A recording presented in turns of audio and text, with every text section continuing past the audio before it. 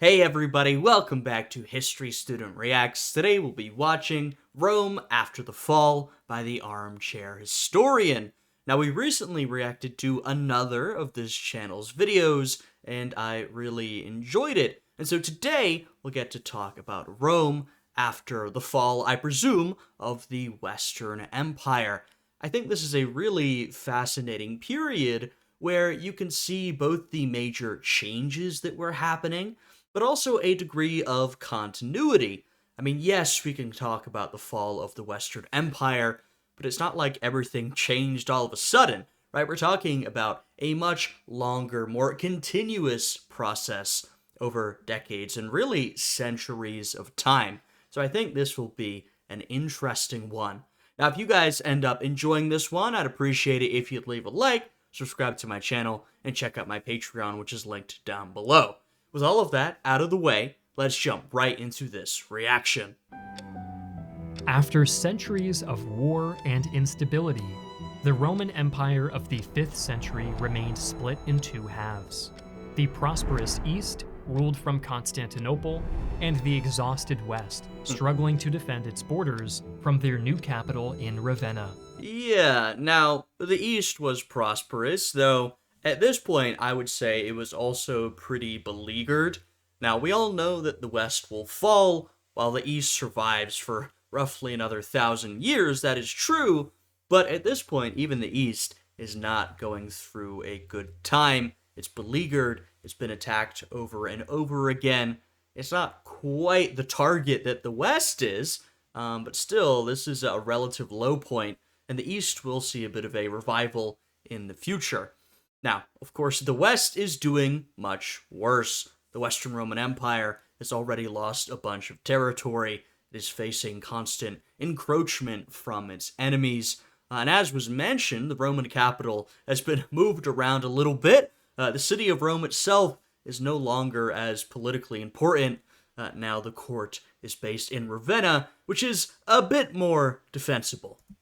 The Western Empire had been hollowed out by decades of internal strife, shrinking revenues, and repeated invasions. After Rome fell, waves of newcomers from Looks like we've got an ad here, so as I always do, I will have the Armchair Historian's video linked down below, so you can go and check it out, leave them a like, subscribe, show them support for making these fantastic videos. Though I understand that they're not going to be making many more videos after this point, but still, it's good to show support to these creators. And so with that, I'll let the rest of this ad play through. and launch a successful programming career. Learn back-end development with Python, SQL, or Go, or learn to code by building real projects, all while earning XP, unlocking achievements, and completing quests and fighting bosses. Their new Training Grounds feature even gives you unlimited practice challenges to sharpen your skills at your own pace. Boot.dev's content is free to read and watch, but a paid membership unlocks interactive coding, AI assistance, progress tracking, and more. Every course includes a free demo, there's a 30-day refund policy, and you'll join a thriving Discord community for support. If you're ready to start your programming journey with Boot.dev, scan the QR code or click our link in the description and use code ArmchairHistorian for 25% off your first year on the annual plan. By this time, the city of Rome was no longer the center of power, having declined in population and prestige. Still, the internal city retained enormous symbolic weight, as its ancient monuments, its senate, and its Christian bishops continued to hold influence over the empire.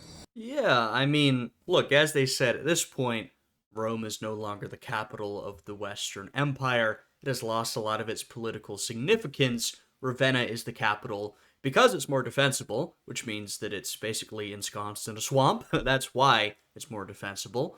But everybody knew that Rome still had incredible cultural significance. It was quite a symbol, and Rome would continue to hold that sort of cultural and increasingly religious importance, right? I mean, most famously, the Pope is based out of Rome, and the Pope will become a more and more powerful figure as you sort of fast forward centuries into the future. So, even as the city itself sort of physically crumbles, a lot of those ancient monuments fall apart and the population decreases over the years, it still does maintain a certain significance. Though, if we're talking about the empire as a whole, east and west, Constantinople is where it's at. I mean, it is the new city of the empire, and it is where a lot of the prosperity and political power will be centered going forward.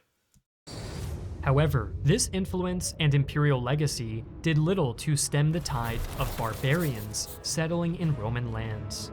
After decades of serving in Roman wars as expendable foederati, many of these Germanic tribes had carved out their own place. Yeah, the foederati, these are basically federated troops, right? So these soldiers who came from tribes outside of the Roman Empire, who were then settled within Roman territory and then served Rome as her army, right? As we get closer and closer to the collapse of the West, the Roman army was increasingly made up of these federati, of these federated soldiers, and, Rome's institutions, the emperor really wielded very little power himself, and more power was in the hands of these sort of barbarian tribes and chieftains and generals. Oftentimes in late Roman history, you've got, two barbarian generals facing each other, fighting each other, one who was allied with Rome and one who was not. Within the late Roman Empire.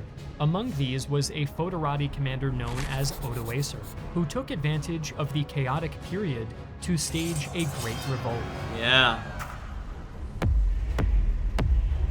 Odoacer in the New Kingdom of Italy. Yeah, Odoacer was quite the ambitious sort. A lot of these sort of barbarian leaders and kings were. And of course, when we talk about these barbarians, we're talking about a bunch of different peoples and tribes, so you don't want to overgeneralize. And Odoacer especially was one of the more ambitious leaders of the bunch, and we'll see that in this video. On September 4th, 476 AD, Odoacer entered the gates of Ravenna, capturing the city and deposing the younger emperor Romulus Augustus. From the outside, Odoacer's capture of Ravenna looked like just another barbarian humiliation.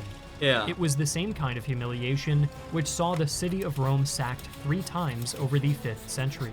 Yeah, that's right. Honestly, like they said, from the outside, this appears more like continuity than change. I'll also point out how ironic it is that the last Roman emperor is named after Romulus, the founder of Rome, and Augustus, the founder of the Roman Empire. But anyway, let's move past that. Yeah, the city of Rome had been sacked multiple times. The Western Emperor, like I said, really didn't have that much power at this point. Looking back decades, Rome, really the power within Rome had been whatever barbarian general was most influential in the moment. And so the Roman emperor being deposed by Odoacer, at the time, it didn't really appear like anything was different. Now, it is different, right? We see this as the end of the Western Empire. The emperor is deposed, and no new emperor, even a figurehead emperor, is selected. Odoacer just rules himself. That definitely is different. However, if we look at the continuity, even with Odoacer ruling, a lot of people's lives remained relatively similar for quite a while, because the Roman Empire, the Western Roman Empire, had already lost a lot of its administrative and military power. And so, really, with the emperor deposed and gone, a lot of institutions already weren't functioning, and those that, remained often continued to exist and operate even without the emperor for quite a while after this sort of technical fall of the Western Empire. Right? So that's why, when we talk about this event, it's more complicated than people think, right? That's why, yes, we can look to this specific date as the fall of the Roman Empire, but, history is not contained within individual dates. It's all about longer processes. And what is not true is that, everything changed on this date. It simply didn't. A lot of things continued as they had been. But that's not the full picture. Odoacer's rebellion wasn't made up of just Germanic mercenaries or auxiliaries. Disgruntled Roman troops also flocked to his revolt. Unlike Genseric's Vandals or Alaric's Visigoths, Odoacer was leading a coalition of Germanic peoples who had already served under Roman law. Tribes like the Herulians, Scyrians, and Rugians were obligated to fight for Rome in exchange for adequate payment or land to settle on. Thanks to ongoing civil strife and collapsing finances within the Western Empire, none of these were given. Addressing these broken promises was a major reason for the march on Ravenna. But Odoacer's rebellion was made complicated when he was proclaimed Rex by his own forces. King. Though he accepted the title, being proclaimed a king was risky, thanks to its taboo in Roman culture. But Yeah, and this is where you do get something a little bit new, where, typically what would happen in this type of situation is you depose the emperor, and then you, as the powerful general, choose another emperor to rule as a figurehead while you pull the strings behind the scenes. But Odoacer here has deposed the emperor and has been proclaimed king by his men. So that is a little bit different. to be proclaimed emperor would have been outright dangerous. Odoacer was careful not to overstep his bounds. From his new power base in Ravenna, Odoacer's first order of business was appeasing the powerful Eastern Roman Empire. He persuaded the Senate in Rome to dispatch the regalia of the Western Emperor to the Eastern Emperor Zeno in Constantinople. His message was clear. Italy no longer needed a separate emperor. It was a smart move, as Emperor Zeno accepted the tribute, elevating Odoacer into the patrician caste and formally recognizing him as King of Italy. Yeah, so it is a smart move, right? What Odoacer is doing is basically contacting Zeno in the east and paying all sorts of tribute and honorifics and saying, "Oh, great emperor, this is your empire. You rule over it. Of course, we don't need a separate emperor in the West. You have the right to rule over the whole thing. However, since you're pretty busy, why don't you let me govern this territory for the moment?" That's sort of the deal that struck here. Now, in reality, the Eastern Roman Emperor does not control the West, and would not until Justinian, but it's sort of nice to write it down on paper, and then in practice, Odoacer basically gets to rule as the king of the West, or really the king of Italy, mostly. This legitimacy meant that his status as a rebel was dismissed, and he was now able to govern Italy in the emperor's name. Yeah. And so that's why, once again, of course, this is a change. This is different from what had come before. But, like I said, a lot of those Roman institutions remained because Odoacer and Zeno have this sort of fiction going on that, well, the Roman Empire technically still rules in the West, and Odoacer doesn't want to come in and completely, get rid of everything. He wants to maintain a lot of the people who are already doing the administration, and that's what he does. Now, of course, things change over time, but it doesn't happen all at once. In power, Odoacer maintained much of Rome's administrative apparatus. Yep, exactly. He ruled from Ravenna, but kept the Senate functioning in Rome, appointing senators to the consulship and other high offices. The Senate's prestige even improved when Odoacer issued new, heavier copper coins stamped by decree of the Senate for the first time since the mid-3rd century. Taxation also continued unaffected, as Roman bureaucrats kept a steady cash flow through the land tax, a period. Yes, though I will say, taxation generally had been pretty affected by this point in the late 5th century. Right? I mean, Rome had lost a lot of its territory, so taxation had already been greatly affected. But it wasn't affected by Odoacer taking over. It just, was affected by a very long series of events by which the West had lost most of its territory. Levy on trades and professions, small sales taxes, and overland tolls. The army was still provisioned by state purchases at fixed prices, while non-Roman troops themselves were awarded new land to settle in. thanks to the large redistributions of estates in Italy. According to the famed historian Procopius, this was done by giving the third part of the land to the barbarians, and in this way gaining their allegiance most firmly.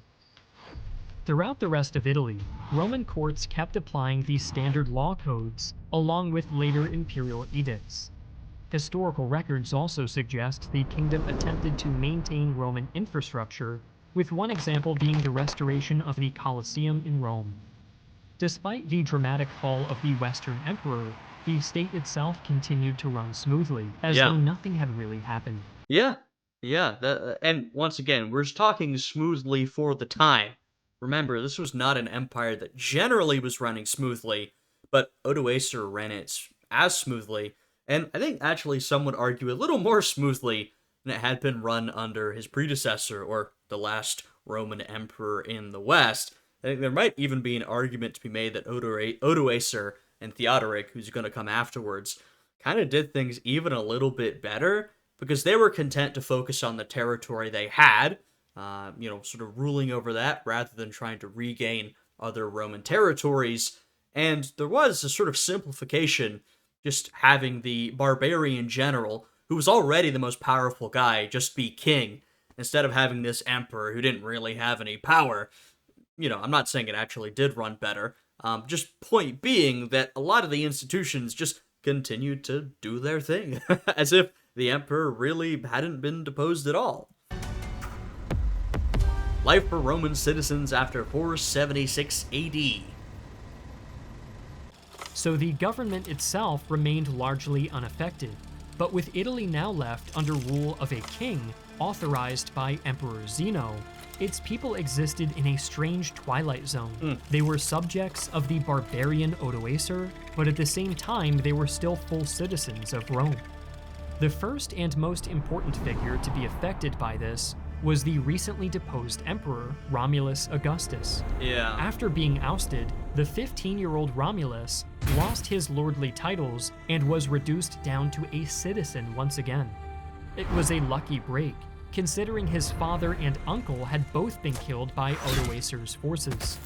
Romulus should have been next on the chopping block, but according to the Second Chronicle of the Excerpta Vilciana, King Odoacer decided not to kill the boy emperor, but in pity for his tender years, granted him life. Romulus was sent to live a comfortable exile. I mean, that is, like, shocking mercy for the time. I've got to say, I mean, we don't know, or at least I don't know the exact details of this. You gotta think that almost any other leader in Odoacer's position would have, killed the former emperor. This is really, like I said, an incredible level of mercy given. In Campania. Thanks to a generous pension granted to him by the king, he spent his remaining days as a private citizen. And I don't know, maybe Odoacer thought it would be a bad look, or, wouldn't be good for his reputation. I'm not saying that this was purely done selflessly, but I still think most other leaders would have tried to remove this threat to their position, even if they felt pretty secure. Surrounded by his remaining relatives. It was an outcome few former puppet emperors enjoyed. Yeah, exactly. As for the rest of Rome's elite, the new order meant that aristocratic families had to adapt. Many served in Odoacer's court, accepted land grants or appointments, and benefited from the continued collection of taxes and rents. Less powerful landowners found themselves at the mercy of the new land redistribution, even as 1/3 of each estate was being given to foederati veterans. Roman landowners were now required to pay rent on their remaining share. Elements of the old Roman military elite were also not happy with the new situation. In 477, the Roman commander Bracula led a rebellion against Odoacer, and in 478, another officer known as Aderic attempted the same. These revolts were crushed, but they revealed that not everyone was ready to fall in line. True, I mean, there was still resistance, but I'll point out, in the end, Odoacer was not overthrown by a Roman general, but by another barbarian general, right? So there was resistance, but this powerful barbarian military presence, which was not something new, sort of meant that, they were the ones and their leaders who actually had a lot of the power. For ordinary Romans, the disappearance of the emperor did not lighten their load. Rural farmers continued to work their land. Craftsmen and traders still paid dues to the treasury. For many urban dwellers, the daily rhythms of work, buying bread, paying rent, and attending church carried on. Yeah, I think interestingly, this was a time of change and transformation. However, it was part of a much longer process, and that change was mostly not due to the deposition of the Western Emperor, right? In this moment, we're sort of heading into or in the middle of late antiquity, and we're seeing the transition from the ancient world into the Middle Ages, or into feudalism, you might call it, right? And so that does mean a lot of changes for people in their everyday lives. There was a great ruralization of society as the cities emptied out. People moved into the countryside. Life became a lot more agricultural. People relied a lot more on local landlords, local lords, right? For really controlling a lot of their local affairs. State authorities really crumbled over time. There was less tax collection. All these types of changes, those were going on, but they took a much longer period of time, hundreds of years, and they did not happen because, Odoacer ended the Western Empire and then took over himself. He's sort of a part of this, but he certainly didn't cause this whole process. It was already happening even before the West had technically fallen. However, this was no Pax Romana. The machinery of the Roman state persisted, but its everyday people were left to live in the decaying remnants of a fallen empire. Yeah. Great cities like Rome, Ravenna, and Milan continued to function, but only as shadows of their former selves. Many decades of war and internal corruption had left Roman cities in a dilapidated state. Public works crumbled, while long-distance trade shrank thanks to the collapse of the empire and its economy outside of Italy. After 476, Roman Christians in Italy found themselves ruled by a king and growing Germanic elite who followed a different branch of Christianity. Yeah. This sect was known as Arianism, which denied that Jesus the Son was equal to God the Father. Yeah, so they're ruled over by Arian Christians, and this is, a different Aryan than A-R-Y-A-N.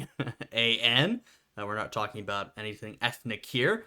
We're talking about what was seen by the Romans as a sort of heretical form of Christianity. And, at this point, we're deeply into Christian Rome. A lot of these people are deeply, deeply religious. And so one of the big issues they actually had with these barbarian rulers was their Arianism, right? There was religious differences. Theologically, this was considered heresy by the church in Rome, but there was little they could do with Odoacer in power. Despite these differences, the king appeared to respect the Roman faith. In one example, the writer Anodius stated that Odoacer surpassed his predecessors in showing reverence and favor to Bishop Epiphanius. Besides showing reverence, King Odoacer also granted a 5-year tax remission to the people of Liguria at the request of Epiphanius. Whatever differences the two churches had, both Roman and Arian Christians were able to coexist in this period. Rome's biggest legacy was its military might, which left a lingering question about what happened to the regular rank-and-file soldiers that made up the dying Western Empire. Odoacer came to power thanks to a coalition of Germanic tribes. But the Roman military structure was not abolished. Offices like the Magister Militum and regional commands continued. This was also true for enlisted men. All throughout the late Empire, Roman armies were split between border troops known as the Limitanae and field troops known as the Comitatenses. These forces were simply absorbed into Odoacer's host.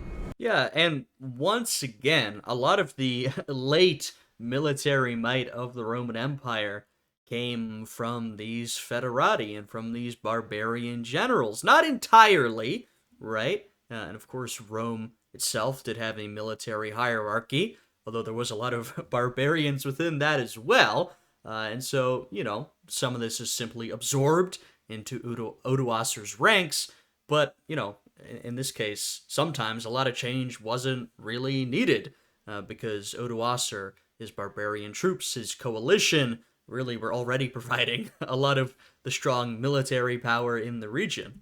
Garrison duty in cities like Ravenna, Syracuse, and Naples still existed, and soldiers continued to draw rations and pay. Under Odoacer, these former legionaries and foederati were not left idle. Internal rebellions, like those in 477 and 478, required an active field army to crush any sedition. Soldiers were also posted on the kingdom's frontiers, like Raetia and Noricum, to guard alpine passes. Besides internal security, many soldiers were active on campaign, as Odoacer sought to expand beyond his borders and challenge other self-described successors of the Western Empire. The most influential of these was on the Adriatic coast, where Julius Nepos ruled from his base in Salona, Dalmatia. Of all the claimants to emerge, Nepos was the most legitimate. Yeah, this is what you get when sometimes people will talk about the last Roman emperor and who actually had the claim to the throne and who really was the last legitimate Roman emperor. And this is where I go back to the fact that for decades at this point, the Western Empire, the emperor had honestly been a puppet, a figurehead for a lot of that, and it really, those barbarian generals held a lot of the power, and so I really don't think at this point you were going to go back to some, powerful singular emperor who could retake the West. But, it didn't mean there weren't claimants, and that wasn't something some people were interested in. He had already been emperor before being overthrown by his Magister Militum, Orestes, the same man who placed his son Romulus on the imperial throne. Yeah, so you're seeing a familiar trend here? Because of this, Nepos denounced Romulus Augustus as a usurper.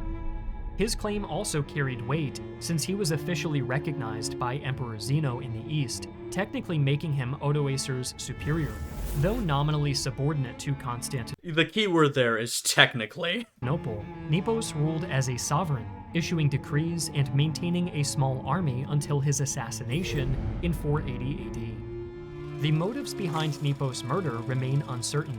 Some point to the former emperor Glycerius as the instigator, while others said Nepos was killed while preparing to invade Italy, a campaign his troops vehemently opposed.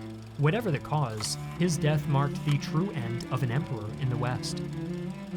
Yeah, though, like I said, there really wasn't any chance that the West was going to go back to the way it was. We were just, even before the, Romulus was deposed, even before that point, really the power was not held in the hands of these puppet emperors. Same year, Odoacer used the murder of Julius Nepos as a pretext to invade Dalmatia, ending the imperial rump state for good. Further north, another Roman holdout emerged under the late Magister Militum Aegidius, who was loyal to the betrayed emperor Maiorin. When Aegidius died in 465, his son, Syagrius, came to power, inheriting a rump state in northern Gaul known as Soissons. Syagrius attempted to preserve Roman civil administration and maintained order through what remained of the Gallic army. So, you're seeing here that there are a lot of different claimants to this throne, people with different loyalties and different interests, right? There's a lot of complexity there. And also that all these people in the Roman world, and I use that term broadly, including territory currently ruled by the empire, but also territory that had once been ruled by the empire, but had been lost, for talking about Gaul here. These people had known Roman rule for centuries, in most cases, right? That's how they lived, that's the style of culture and law that they were used to. And so a lot of these places maintained a lot of those Roman ways of life for quite a while, even after the official authority of the Roman state receded, right? We talk about Italy, right? That's a place where the institutions of Rome still did exist, even after the technical fall of the West. In a lot of these other places like Gaul, these are spots where the actual institutions of the empire had retreated, right? Where the empire had lost that territory, and yet a lot of that Roman culture and Roman way of life remained. Ruling as a de facto governor in the absence of an emperor. Yet his independence was short-lived. In 486, he was defeated by the Franks under Clovis I and executed. Wow. Other isolated remnants survived for a time, such as Arbogastes and his Frankish allies in the city of Trier, imperial garrisons in Mauritania, and even Roman enclaves in Britain. But ultimately, none possessed the resources or unity to endure. Yeah, especially not in Britain. I mean, Britain was one of the first places abandoned by the Roman Empire when things started to go really, really wrong. Right now, there was a fairly substantial Roman presence in Britain, but it wasn't as substantial as the Roman presence in Hispania or Gaul, and Britain was one of the first places abandoned, so it lost that Roman influence faster than other places did. Rome in the East. Yes, where Rome continued to exist. While the West crumbled, the Eastern Roman Empire endured, Yeah. though it was far from stable. The ruling Emperor Zeno was on a tentative second term, having only recovered his throne from a usurper just weeks before Odoacer had overthrown Emperor Romulus. Given Italy was Rome's historic heartland, it's natural to ask why Zeno didn't immediately march west to recover it. When word of Odoacer's victory reached Constantinople, Emperor Zeno recognized reality. He was still consolidating his grip on power. Yeah, I mean, it's a fair question to ask why Zeno didn't retake Italy, but it has some pretty obvious answers. I mean, one is that the East and West had been separated for a long time, right?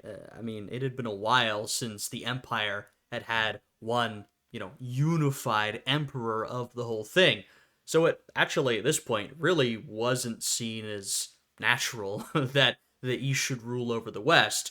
Though in the absence of a Western emperor, well, you have one emperor left, and it's the Eastern one.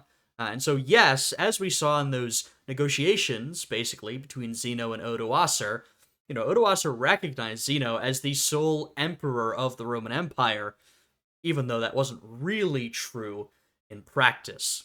And practically, Zeno would have recognized he simply did not have the manpower or the money to retake the West. So it just, or Italy in this case, it just wasn't going to happen.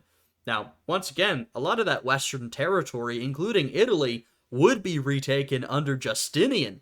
So the East has not permanently abandoned this Western territory, but for now, there's not really much Zeno can do. Rebuilding Although he'll do something. an exhausted treasury and suppressing revolts across his provinces. With no army to spare and no desire to wage another ruinous war, Yeah. Zeno formally accepted Odoacer's rule, despite formally recognizing Julius Nepos as the true successor. It was a pragmatic decision. Better a stable subordinate that paid lip service to the rules than another unstable emperor. Yep.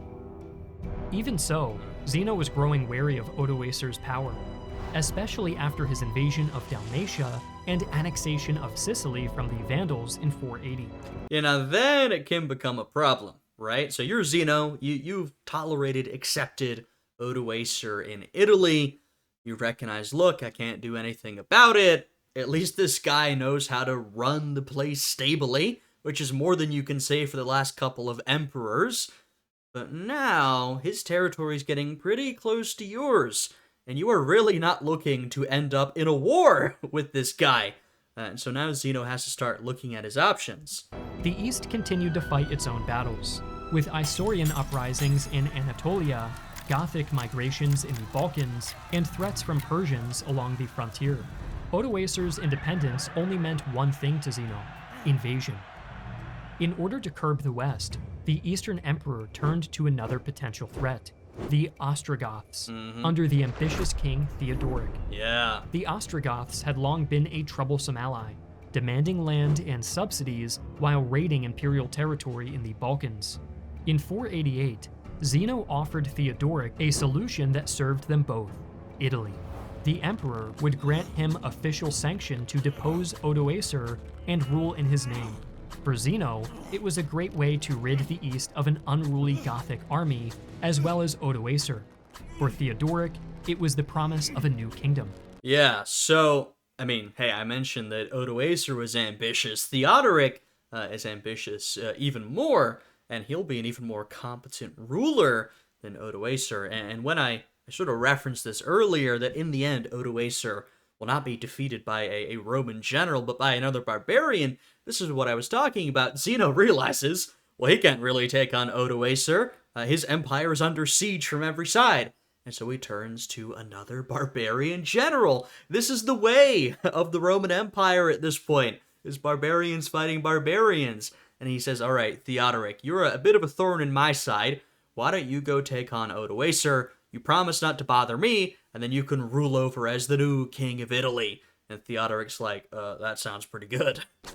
And so what you have is continued barbarian rule over Italy, the West, if you want to call it that, with a continued technical recognition of the power of the Eastern Empire, right? Theodoric, like Odoacer, will sort of recognize the ultimate authority of the Eastern Emperor, even though the Eastern Emperor doesn't have actual authority over a lot of this territory. From autumn 488 to late 489, Theodoric mobilized over 10 to 20,000 Ostrogoths from the Balkans, drove through Sirmium, then crossed the Julian Alps toward Aquileia, forcing a passage into northern Italy. Theodoric brought a host of seasoned Gothic heavy cavalry and Rugian allies, while absorbing Roman-trained infantry and engineers for sieges. In response, Odoacer mobilized his own forces, fielding contingents of Germanic Heruli and Sciri alongside Italic formations. On August 28th, the two armies faced off on the Isonzo River, culminating in a fierce battle that saw Theodoric's victorious army pushing Odoacer back toward the city of Verona. A second victory was won there on September 30th, cracking Odoacer's northern screen and opening Lombardy to the Goths. With the road clear, Theodoric took Milan and Pavia, but treachery stalled him. Odoacer's Magister Militum, Tufa, appeared to defect to Theodoric's army at Milan before betraying his Gothic escort and rejoining Odoacer once again, forcing Theodoric to withdraw inside Pavia. Here, Odoacer tried to bottle him up, but Theodoric was soon reinforced by allies, and he broke out. On August 11th, 490, Theodoric smashed Odoacer on the Adda River, driving him into Ravenna, where a grueling siege began late that year.